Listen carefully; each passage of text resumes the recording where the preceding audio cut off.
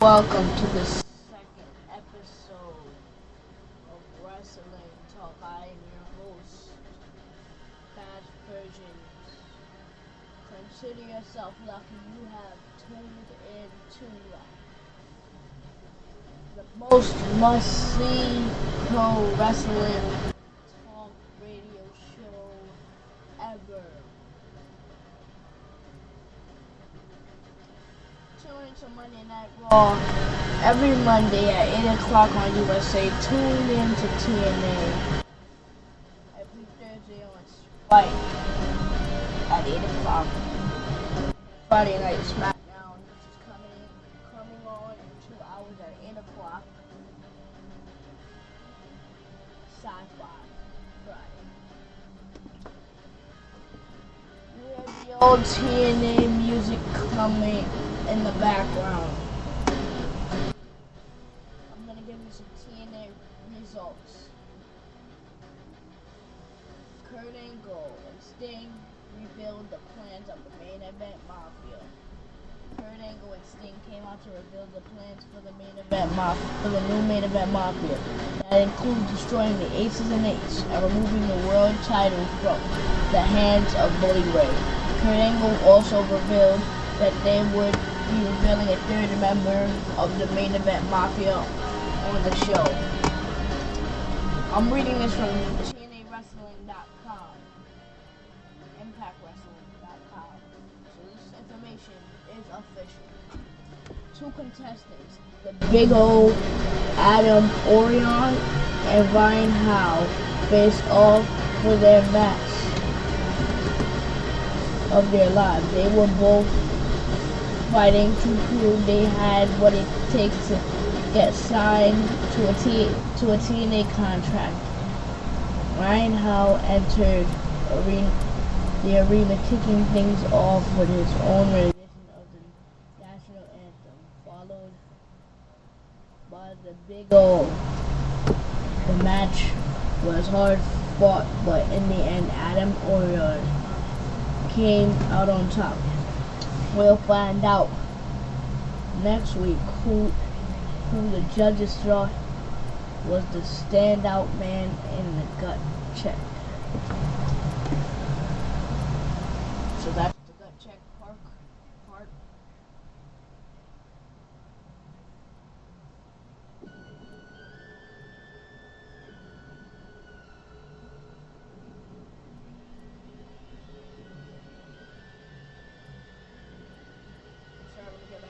Results. Velvet Sky finally gets her title rematch against Mickie James after losing the title to Mickie James on Impact Wrestling. Velvet Sky powered through, but in the end, she was not able to get the pin for the win, and Mickie James retained her title. The BFG Series match. Magnus versus Bobby Roode. Magnus had a lot of momentum going into this match since he managed to kick off the BFG Series with submission win to become the stand out in the series.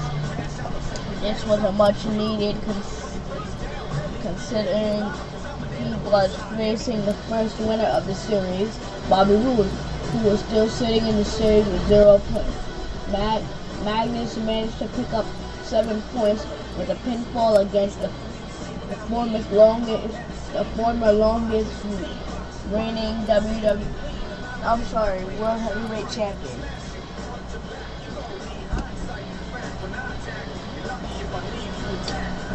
Robbie E. and Jesse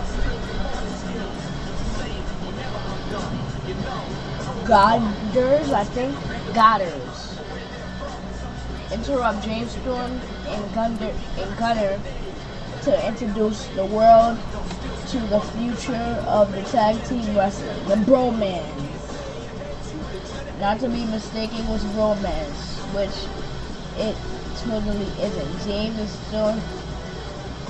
Storm and Gunner were not amused in the process, and in the process insulted Tara, which Goldberg felt he needed to defend her. However, Gunner is on top of his game, and before he even had a chance Mr. Spectacular was laid out on the ring mat. The newest member of the main event Mafia revealed.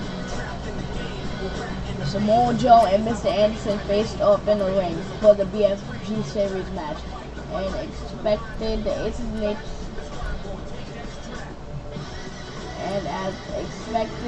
and H tried to stay away from the outcome of Anderson losing the match.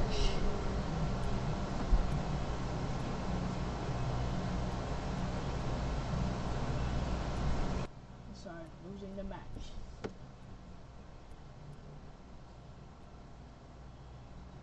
But thankfully to Sting and Kurt Angle,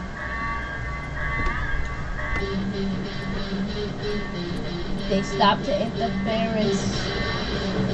Following the BFG Series match, Kurt Angle and Sting seemed to be welcoming the newest member to the main event Mafia, Samoa Joe. At the ending of the show, after Suicide won back the X Division title earlier in an X Division match against Chris Sabin and Kenny King, it was discovered that the man in the Suicide gear was not actually Suicide. Hulk Hogan wanted to get to the bottom of things, and he said at the end of the night, it would all be revealed. At the end of the night, Hogan entered the ring and demanded Suicide reveal himself. Bully Ray also entered and warned whoever it was that playing Suicide not to catch him the title. However, after a few words, Suicide revealed himself to be none other than A-Devil himself, Austin Aries. That's the TNA results. That's the run through the show, only on Wrestling Talk.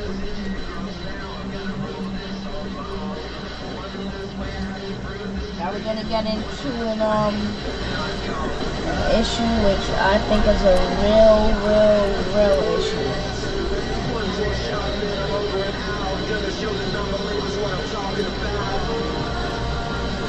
Randy Orton and Daniel Bryan were fine. And when I mean fine, I mean fine. And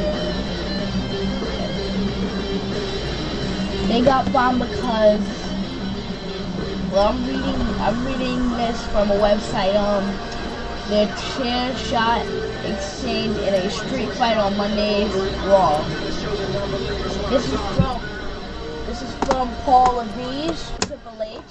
We don't allow chair shots to the head in the WWE, said Paul Triple H Levesque.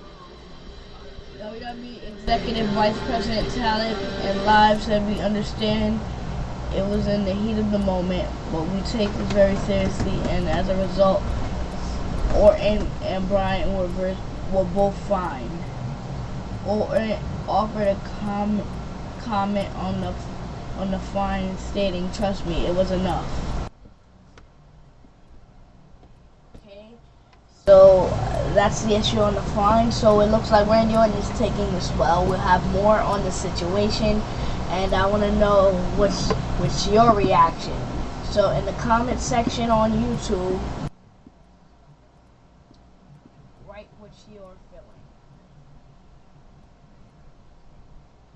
And I want to see the reaction of Daniel Bryan. And I want to know, will they be featured on tonight's SmackDown? And on the next episode, which will probably be tomorrow, because I'll probably be doing both shows tomorrow, we'll have the results of Friday night SmackDown.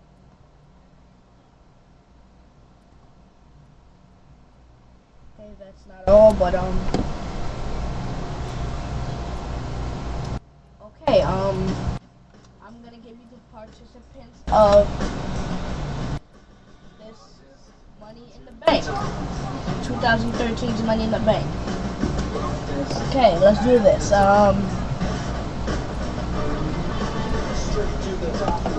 Okay, Daniel Bryan, Randy Orton. This is the Raw Money in the Bank match. CM Punk, Kane, Sheamus, Christian, and after 4 years returning to the WWE, RVD is in the Raw Money in the Bank match. And I predict that on SmackDown we'll be getting the results for the SmackDown Money in the Bank match. And trust me, I can't wait. I can't wait for RVD to win the Money in the Bank match. And if you're with me, chant it with me on YouTube. Rob Van Dam. The whole effing show.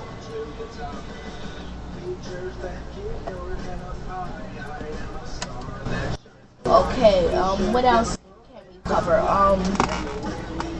We can cover, I'm gonna give you an interview from Bully Ray.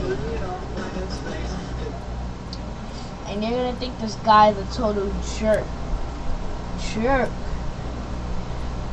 But I like him as a jerk. Because he tells it like it is. But you're gonna think he's a total jerk after you listen to this interview. So I'm gonna play it. It's titled TNA Impact Bully Ray interview with the Miami Heat. What has it been like? You fooled everybody.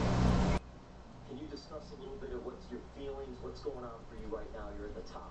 Well, the very first feeling that I'm feeling right now is pissed off because you addressed me the wrong way. Okay? It's Bully Ray, TNA World Heavyweight Champion and President of the Aces and Eights. And you want to know how I feel? I don't think I've ever felt so great in my life. As you saw last Thursday on Impact, I exposed to the whole world how I pulled off the greatest swindle in pro wrestling history, the greatest hoax, how I fooled everyone. I'm the TNA World Heavyweight Champion. I'm the president of probably the most dominant stable of guys since the Four Horsemen.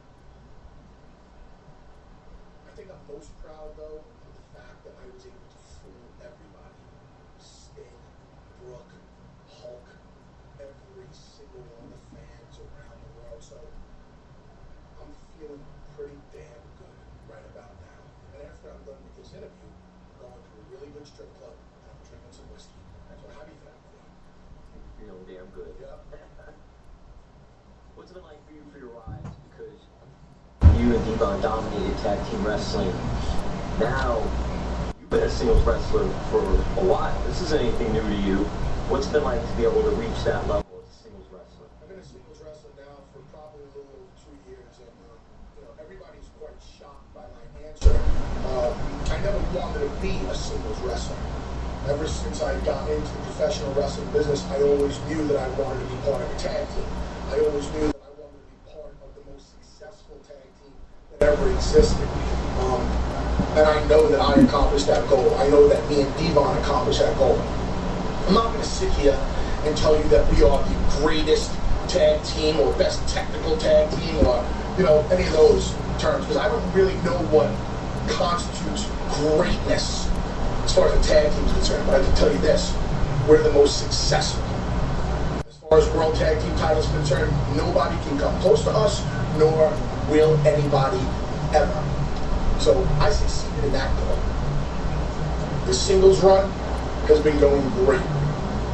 And I wanted to do something that was going to be extremely memorable, which is pretty funny because about an hour before my cage match with Jeff Hardy in Lockdown, Hulk had that big sit down with me. And he said, Bully, right before I went to the ring in Madison Square Garden against the Iron Sheik, Andre pulled me on the side and he said, "Hey boss, whether you win or